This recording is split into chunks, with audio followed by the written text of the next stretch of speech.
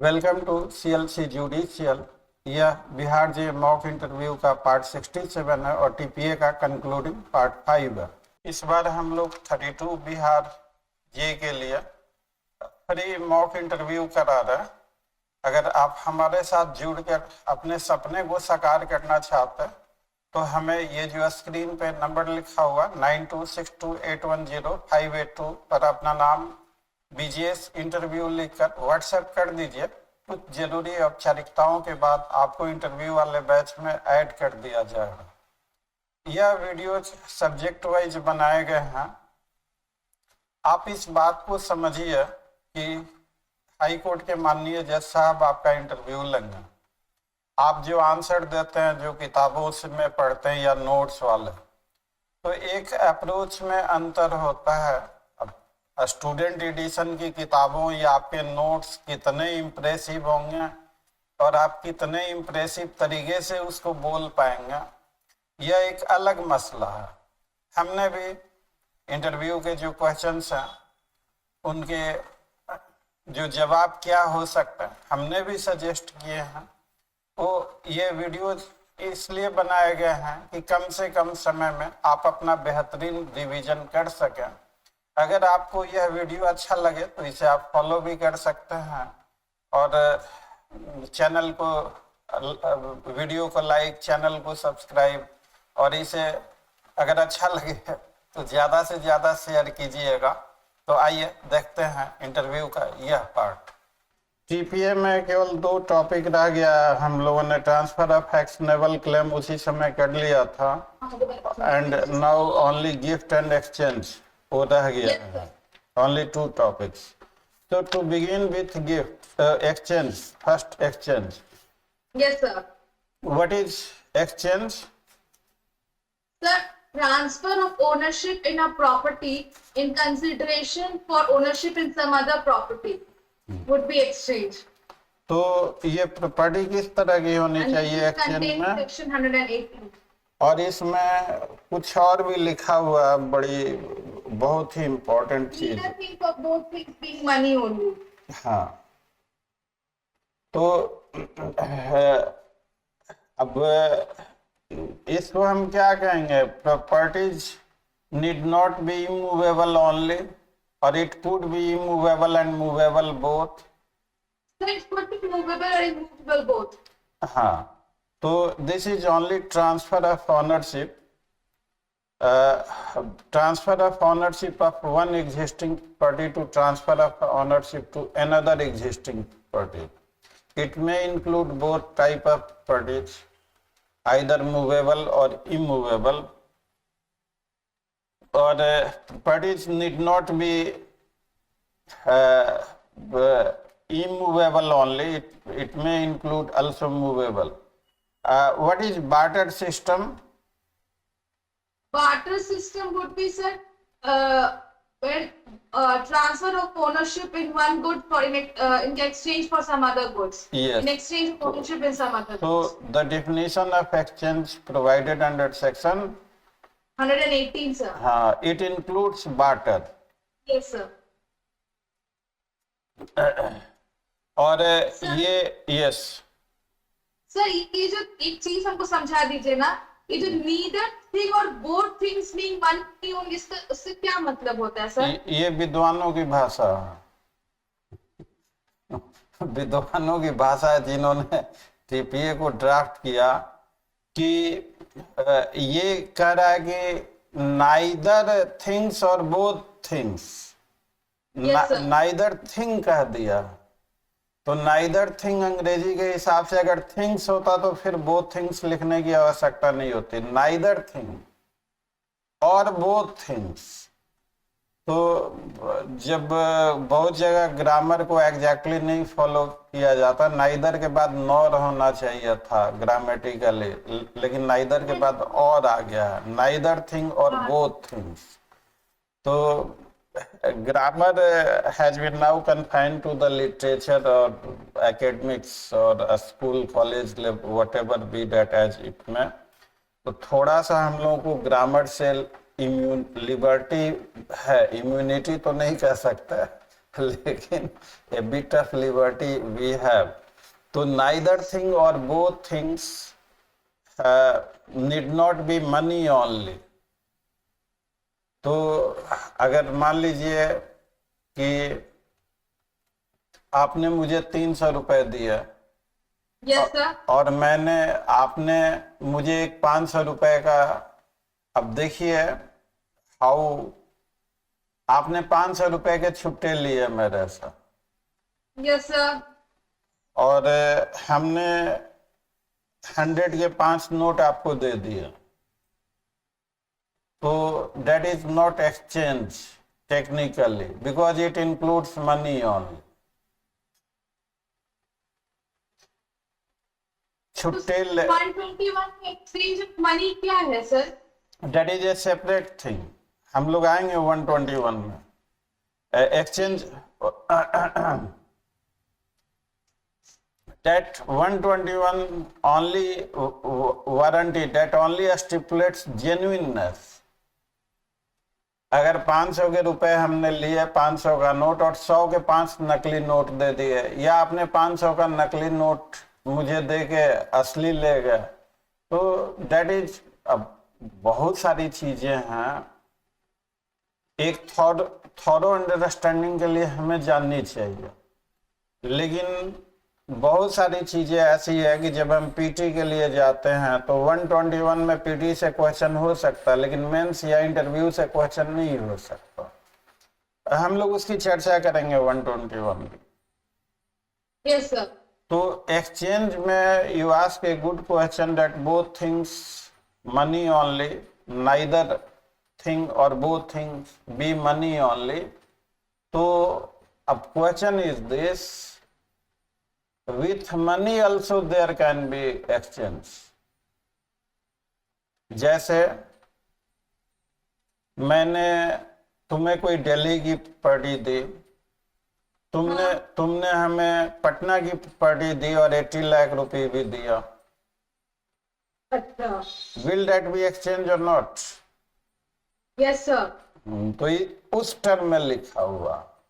अच्छा, समझ गए। To make exchange more flexible, to give variety of options.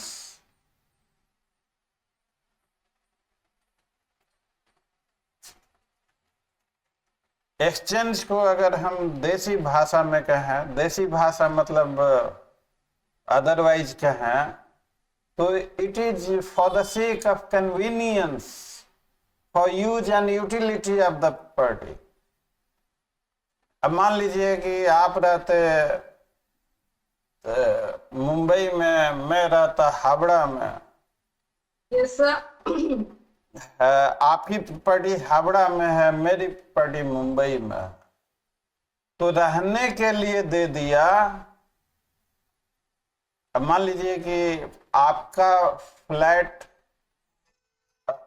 Howrah में और Yes, मैं sir. हावड़ा में पोस्टेड, और मेरा फ्लैट मुंबई में है और आप मुंबई में पोस्टेड है। तो हमने कहा कि ठीक है, आप मुंबई में हमारे फ्लैट में रह जाइए और हावड़ा में मैं आपके फ्लैट में रह जाता हूँ। Is it exchange? No, sir. Because there unless until, yes, ownership.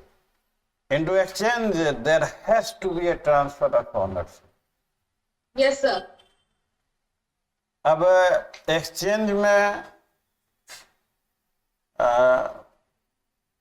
अब ownership includes all the right of the party. So exchange is a complete transfer. Yes, sir. It's not a limited transfer. It is a full transfer. So there can be a lawfully valid exchange with money.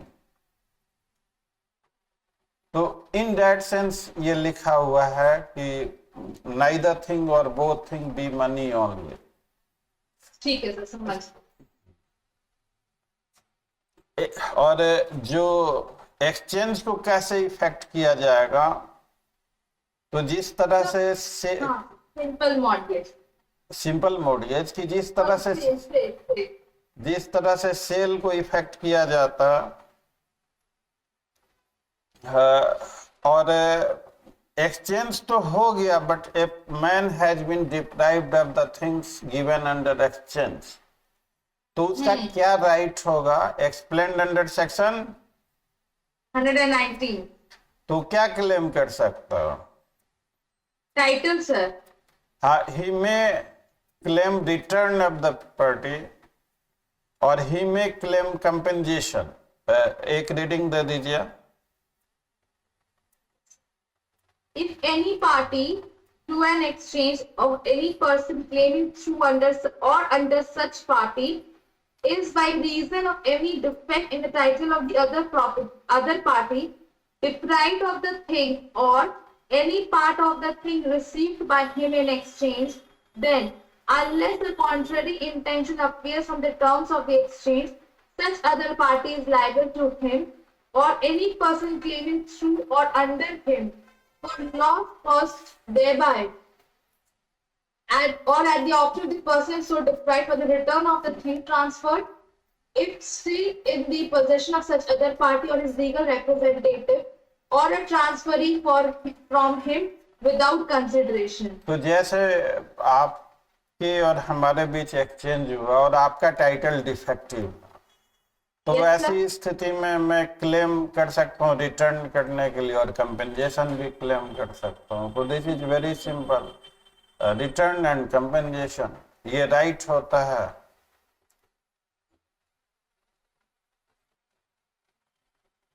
Yes sir. हाँ, और right और liabilities को section 120 में बताया गया है। हाँ।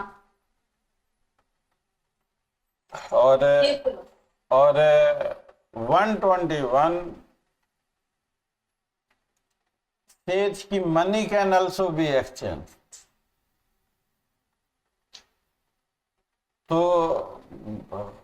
it directly does not say that money can be exchanged, but impliedly it says on exchange of money. Genuineness of the तो एक्सचेंज हो गया। एक्सचेंज में पहला बेसिक क्वेश्चन वो बिगिन करते हैं बेसिक से। अब एक्सचेंज हम लोगों ने डिस्कस कर लिया। Yes sir. अब मैं पूछूंगा कि व्हाट इज एक्सचेंज, तो आप बोलेंगे कि सेक्शन 118 में दिया गया है।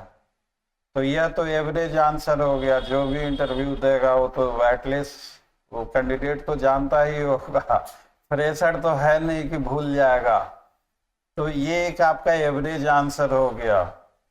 अब कुछ कैंडिडेट जिनका मॉक चला, हम कहते हैं कि आप इस तरह से बोलेंगे कि 118 में दिया गया है, तो यह एक अच्छा आंसर, ये ठीक है, लेकिन करेक्ट है कि 118 में दिया गया। वो आपसे यह सुनने के लिए नहीं बैठे हैं हाईकोर्ट के जैसा आपकी 118 में दिया गया। आप कहें कि अगर आपको 118 बोलना ही बोलना है और आपको याद है, तो आप कहें as per section 118 of TPA it is transfer of ownership of one party for the other and neither thing or both the things need not be money only. It can be effected as in the manner sale is effected. ये कैसा answer है? I do not know as a human being, no one can be judge in his own case। अब चूंकि हमने answer दिया तो खुद ही मुझे नहीं कहना चाहिए कि ये बढ़िया। अब ये किस तरह का आंसर है ये डिपेंड अपॉन द, मतलब ये कैंडिडेट का हक बनता है कहने का। कैसा था आंसर? प्रोफेशनल लेवल का, मतलब आप देखिए आप इंटरव्यू देने जा रहे हैं, आपको क्यों ज्यादा नंबर मिलेगा अगर आप बेहतर परफॉर्म नहीं करेंगे तो? मतलब उनका भी, इंटरव्यू बोर्ड की भी एक मोरालिटी और कंसाइंस है। मोरालिटी एंड कंसाइंस मैं ये रिकॉर्डिंग पे और सोशल मीडिया पे, morality and conscience is the gift of nature to human kind. To make the life more happy and worth live. तो अगर किसी स्टूडेंट का आंसर अच्छा है, उस तरीके से है, तो स्वाभाविक है कि as per morality and conscience उसको अच्छे नंबर मिलना चाहिए। लेकिन आपने अगर सिंपल सिंपल दिया जवाब, तो आपको क्यों मिलेगा अच्छा नंबर? तो there is a reason behind every action. और तुलसीदास ने इसी चीज को दूसरे अंदाज में कह दिया कि स्वार्थ लागी करहीं सब प्रीति, दुनिया की है यही रीति। और उसी से बहुत सारी चीजों का जन्म हुआ। एनीवे, हम लोग टॉपिक से भाग गए। अब now coming to the gift. Gift का क्या, what is a gift under TPA?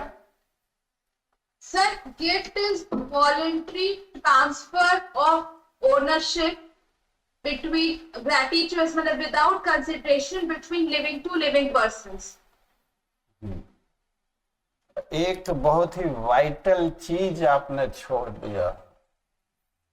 Highlighter लो, लाल वाला या जो भी हाइलाइटर या रेड पेन, और पहले तुमने छोड़ा क्या है वो बताओ। आई जस्ट फाइंड आउट कि क्या छोड़ा, और बहुत ही वाइटल। हाँ, तो अगर एग्जिस्टिंग सब, ये जो एक डिफिकल्टी है कैंडिडेट्स के लिए कि कुछ ऐसे कीवर्ड हैं, अगर वो छूट गया तो फिर आपका आंसर जो है उतना बढ़िया नहीं रहा। तो इसमें एग्जिस्टिंग कानून, लॉ को पढ़ने का तरीका why, can there be gift of future property? No, sir. तो इसीलिए एग्जिस्टिंग लिखा। एक बार फिर से ट्राई करो।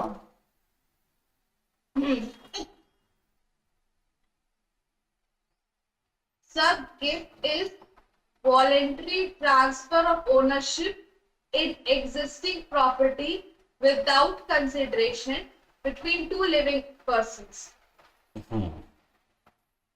एग्जिस्टिंग प्रॉपर्टी इसमें बोला था शायद मैं, हाँ, तो ठीक है, बोला था। तो अब गिफ्ट का एक्सेप्टेंस जरूरी है। Yes, sir. ये जो गिफ्ट है एक शॉर्टकट है घूस लेने का, रिश्वत लेने। मैंने अपने प्रोफेशनल एक्सपीरियंस में देखा है जो बड़े बड़े स्कैम होते हैं, जो सीबीआई के छापे वापे पड़ते हैं। अब कोई सरकारी मुलाजिम तो अब जैसे डायरेक्ट पैसे, अब वो क्या करता है कि प्रॉपर्टी बनानी है, या पॉलिटिशियंस भी बहुत सारे, तो gift is without consideration. Yes, sir. Instead of purchasing the property by sale deed, they take property by gift. अब भाई आप, your property is beyond your capability. अब आपकी इनकम है 2 रुपए की और आपकी प्रॉपर्टी है 50 रुपए तक की, तो वहां पे भी जो अब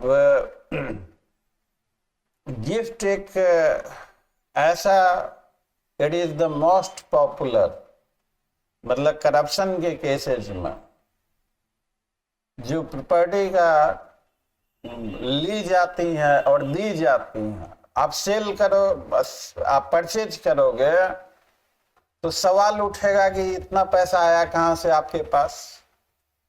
your assets are beyond the known sources of income.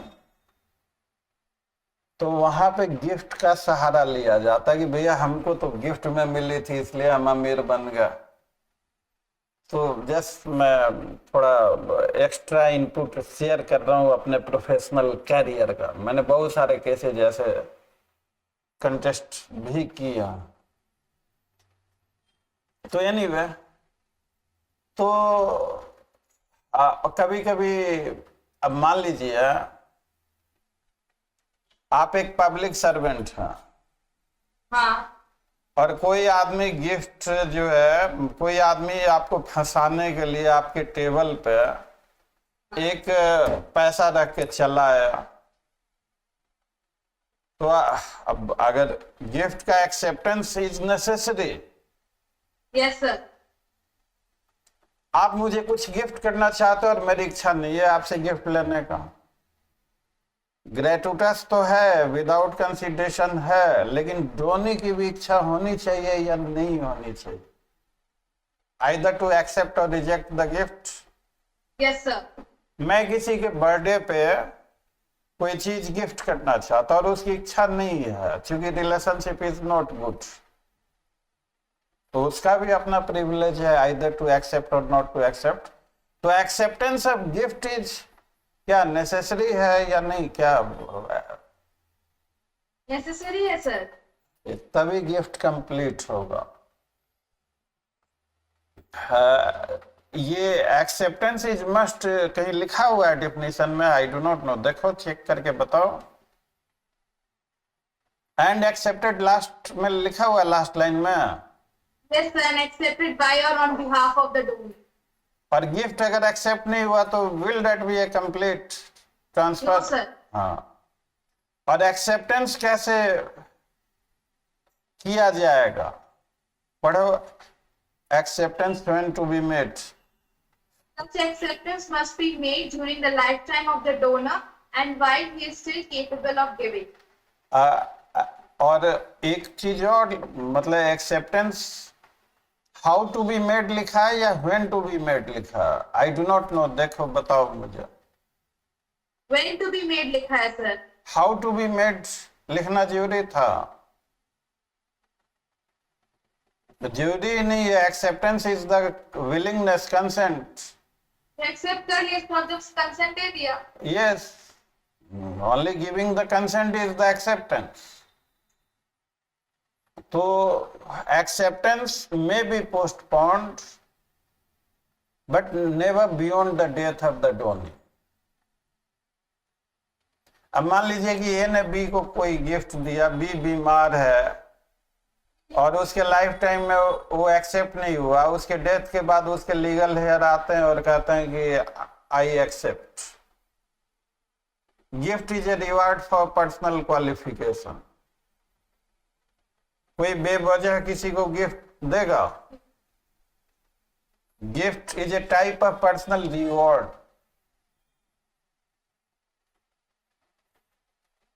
तो ये नॉलेज पॉइंट ऑफ व्यू से ठीक है, gift is a personal reward.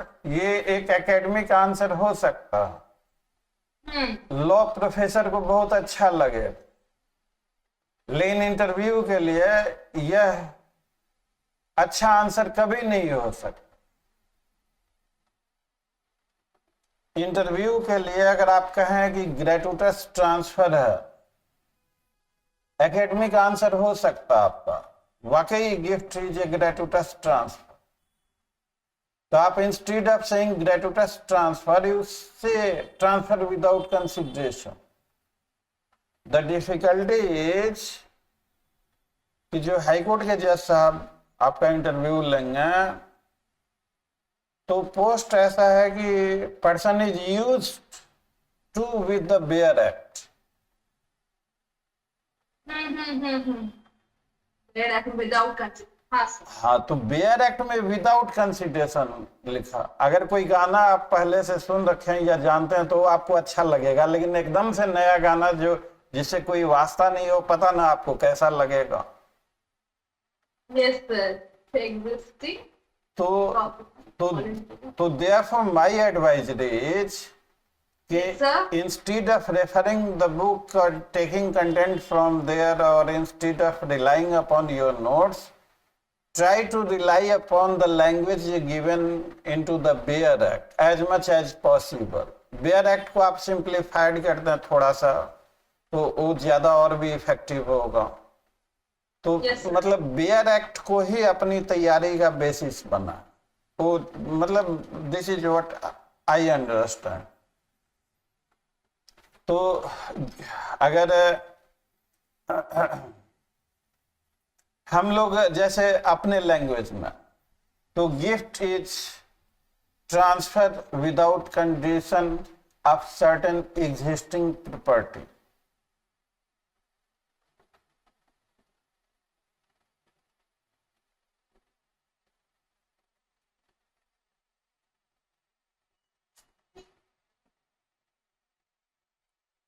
इसमें सर्टेन शब्द जो लिखा हुआ है, सर्टेन शब्द लिखा हुआ है, certain existing party. Yes sir. अगर सर्टेन नहीं लिखा होता तो क्या होता?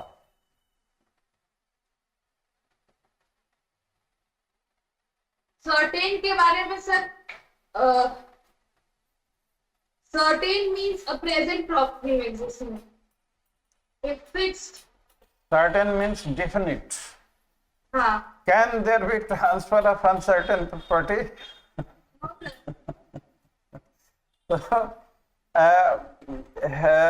अब डिफिकल्टी क्या है कि हाई कोर्ट के जज साहब सवाल पूछेंगे, आपसे सर्टेन वर्ड छूट गया या एग्जिस्टिंग वर्ड छूट गया,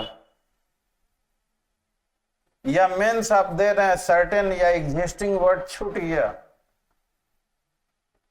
तो आपने भी कोई बुरा नहीं लिखा लेकिन आपको नंबर अच्छा नहीं मिला। तो दिस इज मतलब ये एक एडवांस डिसिप्लिन है, तो एडवांस लॉ, एक law is advance discipline. Yes sir. तो इसलिए जो दो शब्द हैं सर्टेन और एग्जिस्टिंग, ये की वर्ड हैं।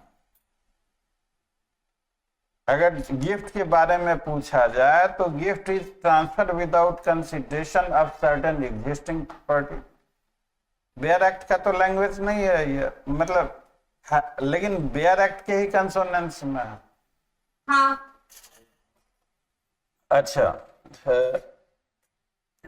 और ये जो है गिफ्ट इंटरव्यू जितने भी ट्रांसफर है टीपीए में, each and every transfer has to be interviewed.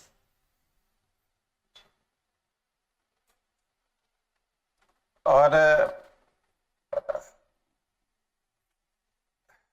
Gift is, और एक शब्द जो हमने जो डिफिनीशन दिया, हमने क्या डिफिनीशन दिया?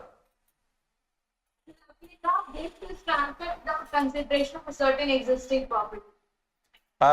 हम अगर मान लीजिए थोड़ी देर के लिए हमने इसमें जानबूझ के एक शब्द छोड़ा है, यस सर, ताकि इस डिफिनीशन को और बेहतर बनाया जा सके। और क्या शब्द छोड़ा है वो आप बताइए देख के।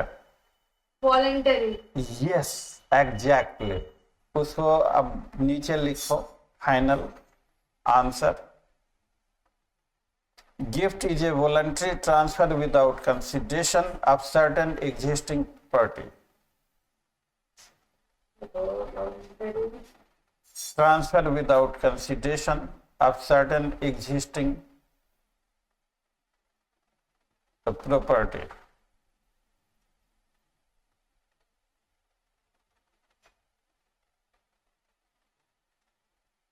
Yes sir. अब वाला जो आंसर है वो पहले वाले आंसर से थोड़ा बेहतर है। यही चीजें उनको पसंद आएंगी। अब भाई स्वाभाविक सी बात है, जब तक हम उनको जो खुश नहीं, मतलब खुश करने का मतलब इम्प्रेस करना। अब इम्प्रेस आप किस तरह से और किस अंदाज में बोलते हैं और क्या बोलते हैं उसी से होना है। तो ड्यू टू दीज रीजंस इन सारे चीजों पे ध्यान देना है। अब आगे हम लोग चलते हैं। अच्छा, मान लीजिए पीपीए में ट्रांसफरिंग माइनर या अनसाउंड माइंड का पर्सन अगर है पीपीए में, हम किसी माइनर को गिफ्ट, अच्छा गिफ्ट पे तो बाद में आएंगे, हम किसी माइनर के नाम सेल डीड करवा सकते हैं, नहीं करवा सकते? करवा सकते हैं sir. Transferor must be a competent person, but transferee should not be unborn person. Yes sir. Transferee may be a living person, transferee may be a minor, transferee may be unsound person. तो transferor की quality impose की गई है। Transferring में भी any living person, irrespective ये शायद हम लोगों का शुरुआती में जल्दी में शायद रह गया था, तो डेट एंगल इज क्लियर। अब now coming back to acceptance of gift. Yes, sir. तो अब क्वेश्चन इज कि यहाँ पे थोड़ा सा ग्लिच है, और law is a subject of continuous exploration. अब donee must be a competent person for the purposes of acceptance। तो डोनी क्या competent to contract होगा या डोनी माइनर होगा, क्योंकि gift is required to be accepted. तो सीधा question, Yes, sir. Can a minor donee accept the gift? I think, sir, no. कहीं डोनी का कंडीशन इसमें प्रेस्क्राइब किया हुआ है? No, sir. लिखो लाल पेन से। ये अगर बता दोगे तो फिर ये भी पूछ दिया जाएगा। लिखो, donee need not be a competent, donee need not be a person competent to contract.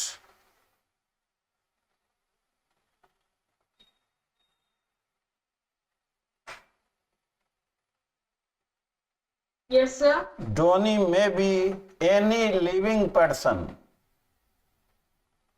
at the time of making the gift.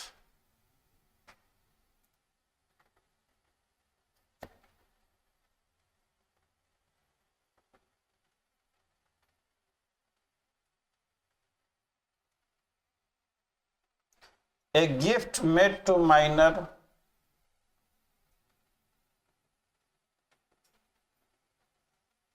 or insane person Yes, sir. is valid provided if it is accepted by a person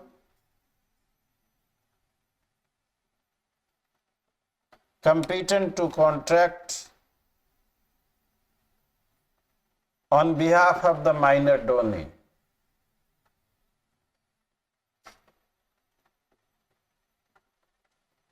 अब तो लोग चिढ़ेंगे भी कि अरे वो mock में dictation भी कराता है क्या? लोग तो हमारे बहुत खिंचाई करेंगे कि वो पगला आदमी मॉक कराता है, डिक्टेशन कराता है, मॉक कराता है कि पढ़ाता है। अब चलो भैया, अब क्या करें, हमको यही अबे करता है। हमको क्या आता है क्या नहीं आता है ये सोच के लोग क्यों परेशान है। खैर एनीवे, लेकिन ये जो डिक्टेशन हमने दिया, Yes, sir. इस तरह की कोई चीजें लिखी हुई है 118 में? एक्सेप्टेड बाई और ऑन बिहाफ ऑफ डोनी लिखा हुआ है। Yes, sir. Last line. हाँ, Accepted by or on behalf of the donor.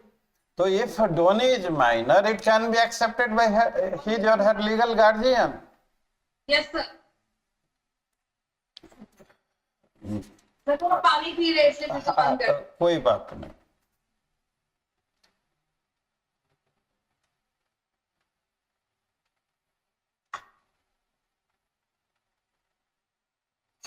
Yes, sir. अब गिफ्ट का acceptance during life time of donee होना चाहिए या डोनर होना चाहिए? दोनों ही होना चाहिए sir. During the lifetime of the donor as well as in the lifetime of the donee.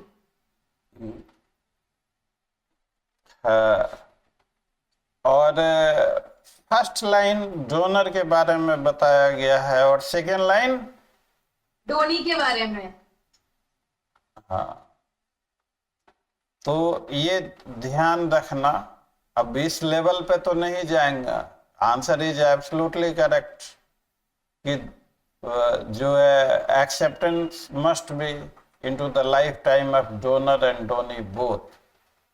तो हो सकता है कि काउंटर करें कि केवल डोनर होना चाहिए या केवल डोनी होना चाहिए। तो आप कह सकते हैं कि ऊपरी लाइन में डोनर के बारे में और नीचे वाली में बिकम्स वाइट, तो डोनी, डोनर और डोनी। और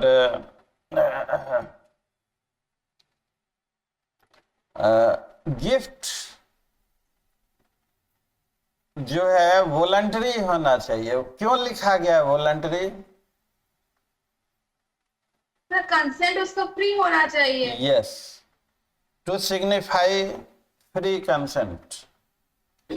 और मतलब फ्री कंसेंट कब होगा? When it is free from coercion, fraud and misrepresentation और मिस्टेक। फ्री कंसेंट में आल्सो फ्री फ्रॉम मिस्टेक होना चाहिए, नहीं होना चाहिए? होना चाहिए सर। और एक्सेप्टेंस, चूंकि TPA was enacted to complete the contract law, तो एक्सेप्टेंस में भी एक्सप्रेस और इम्प्लाइड। तो वही वाला जो कॉन्ट्रैक्ट में हम लोग पढ़ते हैं कि हाउ एक्सेप्टेंस, तो it may be express or implied acceptance.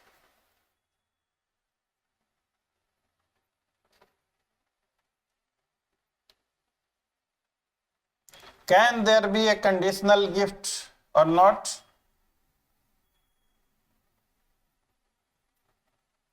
हो सकता है सर। हाँ।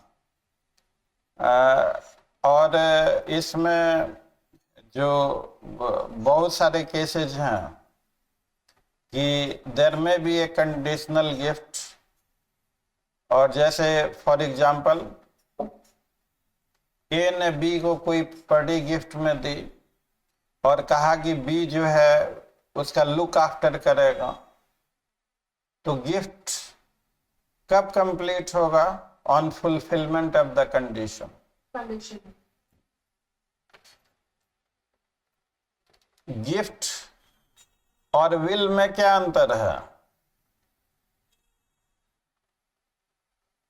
Sir gift will takes effect after the death of the testator and gift is an act of two bilateral है सर। हाँ, यस। और दूसरा जो है gift comes into effect the moment acceptance is complete. हाँ। और gift में delivery of possession is must और what? It is not necessary for gift। हाँ। सेल में? सेल में जरूरी है सर। तो इस तरह से पूछा जा सकता है कि difference between gift and sale. हाँ, गिफ्ट एंड विल भी। गिफ्ट एंड विल भी पूछा जा सकता। अब वो क्या पूछेंगे यह कह पाने में हम लोग उतने सक्षम नहीं है। इंटरव्यूज में, पिछले इंटरव्यूज में क्या क्या पूछा गया उसके आधार पे हम लोग अनुमान लगा सकते हैं। Yes sir. अब अनुमान कितना सही होगा अब ये तो इंटरव्यू होने के बाद ही पता लगेगा। और ट्रांसफर हाउ इफेक्टेड, इसके बारे में कौन सा सेक्शन बताता है? सर 123। हाँ। और अगर मूवेबल प्रॉपर्टी का मूवेबल का गिफ्ट है, मूवेबल प्रॉपर्टी का, तो कैसे इफेक्ट किया जाएगा? Sir movable property, gift of movable property के केस में बाय डिलीवरी ऑफ पोजीशन। हाँ, हम किसी के बर्थडे में जाते हैं और उसके हाथ में दे देते हैं तो डेट इज कंप्लीट। भाई उसके हाथ में देना डिलीवरी ऑफ द पोजीशन। कोई जरूरी Yes, नहीं है कि उसके हाथ में ही दे, वो जहां गए वहां पे रख भी दिया तो डेट इज एक्सेप्टेड। और इमूवेबल प्रॉपर्टी का गिफ्ट कैसे कंप्लीट होगा? Sir by registration of the deed, gift deed. हाँ, अनरजिस्टर्ड गिफ्ट डीड वैलिड है, इनवैलिड? इमूवेबल, इमूवेबल प्रॉपर्टी का इनवैलिड है। हाँ।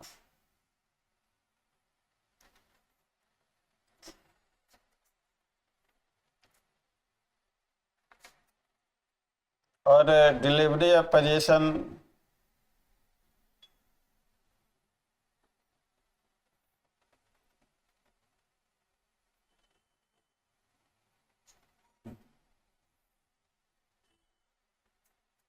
Yes. आइडल को गिफ्ट हो सकता है या नहीं हो सकता? हो सकता है सर। कन्फ्लिक्टिंग ओपिनियन है। इलाहाबाद और पटना हाई कोर्ट कहता है gift to idol must be made through registered document.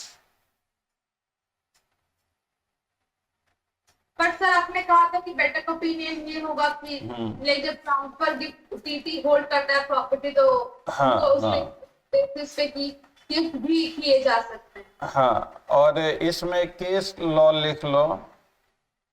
Yes sir बताइए। साईनाथ मंदिर ट्रस्ट, हम लोग जाते हैं ना साईं के दर्शन।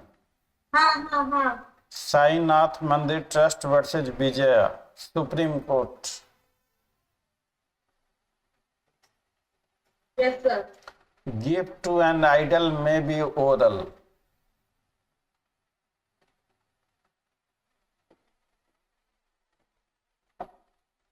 Yes, sir. It may also be effected by an unregistered instrument.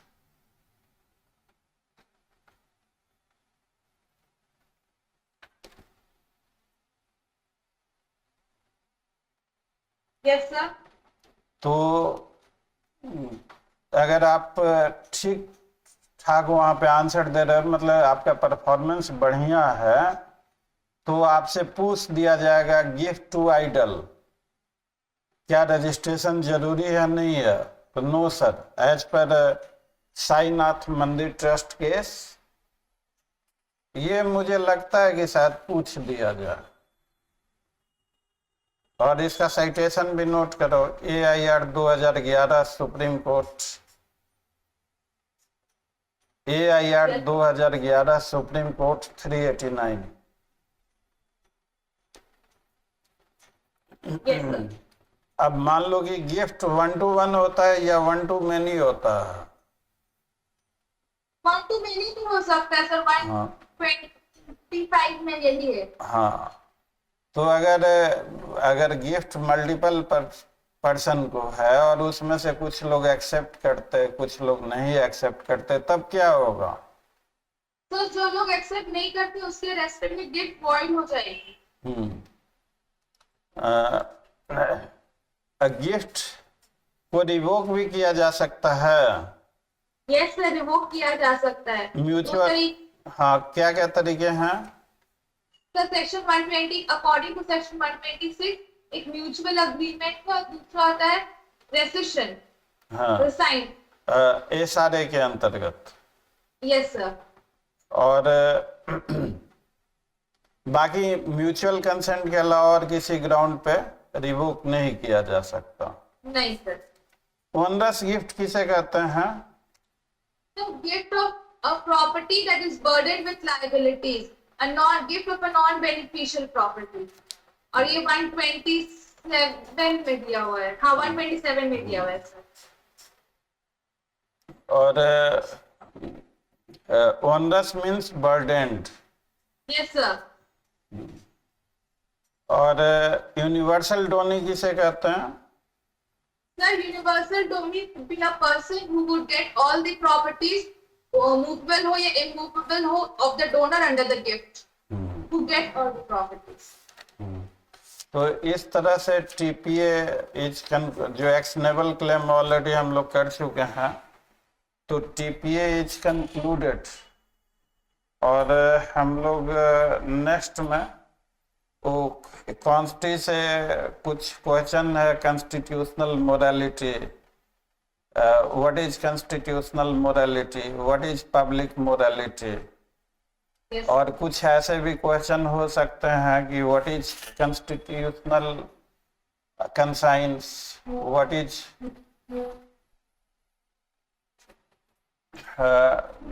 और कॉलेजियम सिस्टम।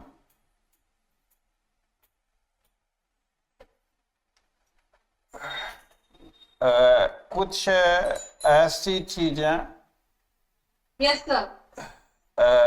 अब कुछ ऐसे क्वेश्चंस जिनका आंसर जो है उतना आसान नहीं है, जैसे collegium system. Pendency of cases, हाँ सर।